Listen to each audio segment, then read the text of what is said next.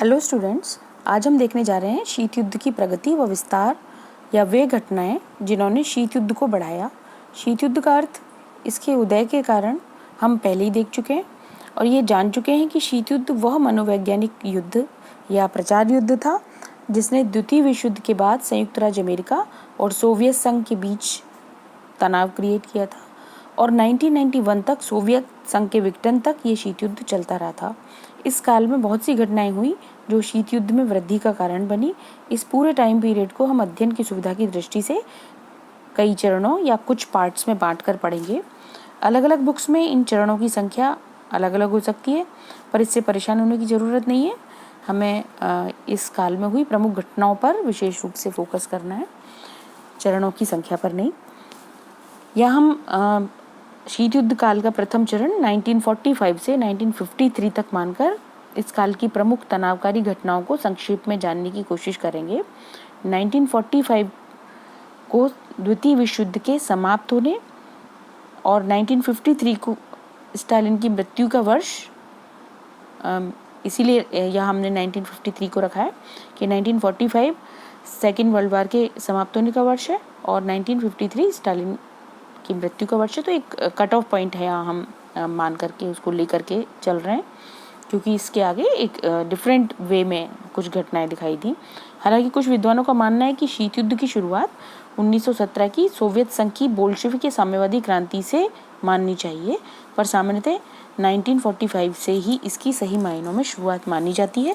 इससे पहले की घटनाओं को हम जो 1945 से पहले की तनावकारी घटनाएं हुई थी उनको हम शीत युद्ध के उदय के कारणों में पढ़ चुके हैं, हम पहले उनको जान चुके हैं। यहाँ हम स्क्रीन पर देख रहे हैं शीत युद्ध के काल की कतिपय प्रमुख घटनाएं या शीत युद्ध की प्रगति एवं विस्तार, ये हमने टाइटल यहाँ लिखा हुआ है। और इस काल की प्रमुख घटनाओं में हम पहली घटना यहाँ हम ले रहे हैं। नंबर 1 पॉइंट हमें यहाँ दिखाई दे रहा है, चर्चिल का फुलटन भाषण।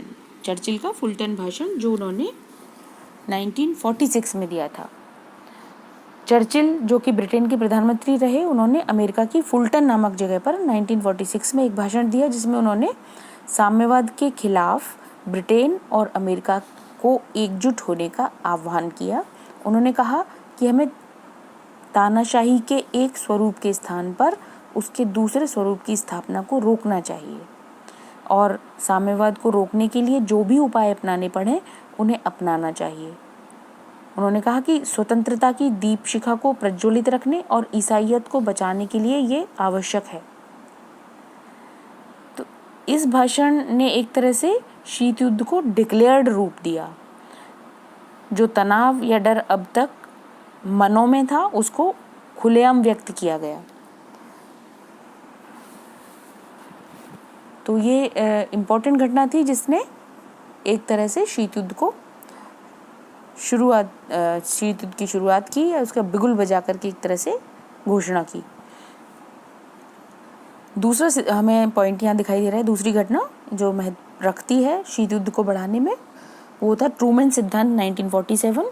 यह अमेरिका की एक महत्वपूर्ण सिद्धांत या नीति है जिसे अमेरिका के राष्ट्रपति ट्रूमैन ने 12 मार्च 1947 में घोषित किया। उन्होंने अमेरिका की यह नीति घोषित की कि वह कैसे भी साम्यवाद के प्रसार को रोकेगा। उन्होंने कहा कि दुनिया में जहां कहीं भी शांति भंग करने वाला प्रत्यक्ष या अप्रत्यक्ष आक्रामक कार्य होगा उसे संयुक्त राज्य अमेरिका की सुरक्षा पर संकट माना जाएगा, मतलब पर्सनल संकट माना जाएगा। अगर कहीं भी शांति भंग की कार्रवाई या आक्रमण होता है तो उसको संयुक्त राज्य अमेरिका पर्सनली लेगा और वह इसे रोकने का पूरा प्रयत्न करेगा। ट्रूमैन ने इस सिद्धांत के तहत यूनान, टर्की और ईरान को साम्यवादी बनने से रोकने के लिए भारी आर्थिक सहायता की घोषणा की और बाद में यूनान और टर्की को ये आर्थिक सहायता दी। वस्तुतः ये ट्रूमैन सिद्धांत राजनीतिक, सैनिक व आर्थिक सहायता के जरिए साम्यवाद के प्रसार को रोकने की नीति थी। ये एक महत्वपूर्ण घटना थी जिसने शीत युद्ध को बढ़ाया। ये आगे की विश्व राजनीति में अमेरिका के सक्रिय नेतृत्व को निभाने की एक तरह से घोषणा भी थी। यहाँ मैं स्क्रीन पर अगली जो घटना दिखाई दे रही है मार्शल योजना, ये 1947 में अमेरिका के विदेश सचिव मार्शल ने 23 अप्रैल 1947 को अपने विचार व्यक्त किए कि यदि यूरोप का आर्थिक पुनरुद्धार का प्रयत्न नहीं किया गया तो वह साम्यवादी विचारधारा के प्रभाव में आ जाएगा। इसके अनुरूप अमेरिका ने, जब ट्रूमैन थे वहाँ पर, पश्चिमी यूरोप के देशों को 12 अरब डॉलर की आर्थिक सहायता देना स्वीकार किया, और इस शर्त पर कि वो देश जो सहायता ले रहे हैं साम्यवादियों को महत्व नहीं देंगे, उनको बढ़ावा नहीं देंगे। तो ये ट्रूमैन सिद्धांत की तरह मार्शल योजना भी आर्थिक सहायता के जरिए, मतलब अन्य देशों को आर्थिक सहायता के जरिए साम्यवादी प्रभाव में आने से रोकने की नीतियां थीं। चौथा पॉइंट हमें स्क्रीन पर दिखाई दे रहा है। चौथी घटना, जर्मनी का बंटवारा और बर्लिन की समस्या।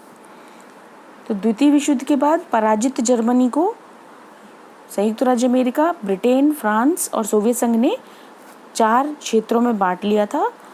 1948 में किसी मुद्रा और आयात से संबंधी प्रश्न को लेकर सोवियत संघ ने जर्मनी की राजधानी बर्लिन की नाकेबंदी कर दी, और पश्चिमी जर्मनी की तरफ, मतलब जो बाकी पश्चिमी देशों का अधिकृत क्षेत्र जो था ब्रिटेन, फ्रांस और अमेरिका का, उसकी तरफ जाने वाले रेल और अन्य यातायात के साधनों को रोक दिया, पूरी तरह से नाकेबंदी कर दी, जिसका अमेरिका ने घोर विरोध किया, और इस घटना से काफ़ी तनाव बढ़ा। समस्या और भी गहरी हुई जब यूएसए, फ्रांस और ब्रिटेन ने अपने हिस्सों का एकीकरण कर दिया, और 1949 में संघीय जर्मन गणराज्य, फेडरल रिपब्लिक ऑफ जर्मनी या पश्चिम जर्मनी का उदय हुआ। इन तीनों क्षेत्रों को एक करके पश्चिम जर्मनी बनाया। जब ये इस बात ने सोवियत संघ को थोड़ा सा आशंकित कर दिया, नाराज कर दिया, क्योंकि ऐसा करने से ये जो पश्चिम जर्मनी वाला पार्ट था वो काफ़ी सशक्त हो जाने वाला था, स्ट्रॉन्ग हो जाने वाला था। तो जवाब में सोवियत संघ ने अपने अधीन क्षेत्र में, जो पूर्वी जर्मनी था, उसमें जर्मन प्रजातंत्रात्मक गणराज्य की स्थापना की। तो कुल मिलाकर ये सारी जो घटनाएं हुई, उससे जर्मनी एक कारण बन गया दोनों महाशक्तियों के बीच में तनाव में वृद्धि का, और जर्मनी उस टाइम पे दोनों महाशक्तियों का एक तरह से अखाड़ा बन गया था शीत युद्ध का। अगली घटना जो हमें, अगली इम्पोर्टेंट घटना इस काल में जो हुई वो थी नाटो की स्थापना, जो हम स्क्रीन पर देख रहे हैं, NATO, जो 1949 की घटना है, और ये एक सैन्य संधि है। इसका फुल फॉर्म है North Atlantic Treaty Organization. North Atlantic Treaty Organization USA के नेतृत्व में, अमेरिका के नेतृत्व में, अमेरिका और पश्चिम यूरोप के देशों ने मिलकर इस सैनिक संधि का निर्माण किया। इसके अनुसार यूरोप या उत्तरी अमेरिका में किसी एक या अनेक देशों के विरुद्ध किया गया आक्रमण सबके विरुद्ध समझा जाएगा। मतलब एक तरह से ये इन सभी देशों ने मिलकर के एक संधि की थी, सैन्य संधि, कि यदि कोई आक्रमण किया जाता है इसके सदस्य देशों में से किसी के ऊपर, तो सब मिलकर के उसका प्रतिकार करेंगे, सब मिलकर के उसके विरुद्ध कार्रवाई करेंगे। तो एक महत्वपूर्ण घटना थी जिसने आगे भी इसी तरह की अन्य सैनिक संधियों को जन्म दिया। तो इसके जवाब में दूसरे गुट ने भी इसी तरह की संधि की, फिर उसके जवाब में वापस और संधियां हुई इस गुट के द्वारा। तो एक चेन चल पड़ी सैन्य संधियों की। तो एक इम्पॉर्टेंट घटना थी नाटो की स्थापना 1949।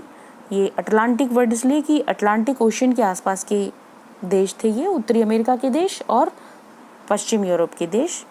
तो इन्होंने मिलकर के संधि की थी, इसलिए इसका नाम नॉर्थ अटलांटिक ट्रीटी ऑर्गेनाइजेशन। अगली घटना, एक महत्वपूर्ण घटना कि साम्यवादी चीन का उदय हुआ इस काल में 1949 में। ये हम छठा पॉइंट यहाँ स्क्रीन पर देख रहे हैं कि चीन में साम्यवादी क्रांति हुई और 1949 में वहाँ साम्यवादी शासन की स्थापना हुई, मतलब सोवियत प्रभाव में वृद्धि हुई। तो इससे पश्चिमी देश आशंकित हुए, नाराज हुए।